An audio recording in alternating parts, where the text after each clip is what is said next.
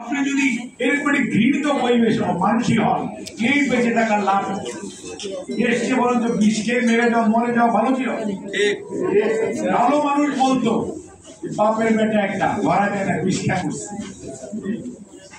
কিন্তু দেখেন কাজগুলো এগুলো আমাদের সমাজকে কোথায় নিয়ে আজকে দাবি দেওয়ার কথা আপনারা বলেছেন, দাবি করবেন জনগণের সরকার আসবে তখন। এখন আমাদের সবার দায়িত্ব এই সরকারকে সহযোগিতা, আমাদের দায়িত্ব আজকে যারা মাথা চাপা দেওয়ার চেষ্টা করতেছে তাদের পিঠ দাও ভেঙে দাও। কোন অবস্থাতে কোন বিশৃঙ্খলাকে প্রশ্রয় দেওয়া যাবে। অনেকে করার জন্য চেষ্টা করবে, উস্কানি দিবে। আপনারা যার যার প্রতিষ্ঠানের থেকে প্রত্যেকটা প্রতিষ্ঠানের যার যার দায়িত্ব সঠিকভাবে পালন করবেন। আপনাদের সময় আসবে, ধৈর্য ধরেন। 17 বছর কষ্ট করেছেন, 7 মাস কষ্ট করতে পারবেন না? প্রমোশন তো পানি নেই, বদলি হয়েছে, কষ্ট হয়েছে। আমি যাই হোসেন, আমার তো কোনো চাকরি বাকরি কিচ্ছু নাই, আমার পেনশনও পাইনি। আমি যদি এতদিন আল্লাহ রাব্বুল আলামিনের দোয়া এখন চলতে পারি, why not you? কাজে মনে রাখবেন আমাদের আরো ধৈর্য ধরতে হবে। এই সংগ্রাম মনে রাখবেন, একজন পালিয়েছে, তার সমস্ত দোসররা দেশে আছে।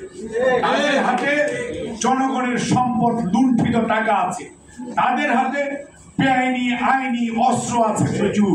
কাজেই তারা মনে রাখবেন সুযোগ পেলেই মাথা চারা দিচ্ছে। কাজেই সচেতন থাকে, সজাগ থাকবে।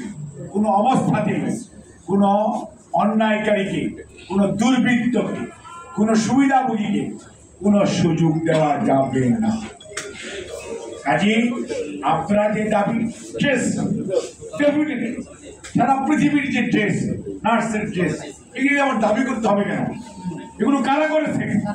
এগুলো তো আপনাদের নার্সিং কাউন্সিলে যারা ছিলেন আর যে ডিএনএস এ যারা ছিলেন, আপনাদের অনেক প্রতিনিধি ছিল, ওই দুষ্টের দলই করেছে। কাজে এটি হঠাৎ করে চেঞ্জ হবে না।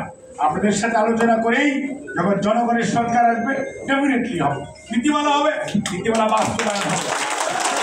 নীতিমালা এইরকম হবে না যে জাহিদের বউ দিকটা ডিউটি করবে না, অমুকের বউ দিকটা ডিউটি করতে হবে, এইটা হবে না। সব বেটার একই কাজ করতে হবে, এই জিনিসটা সবাইকে মনে রাখতে হবে।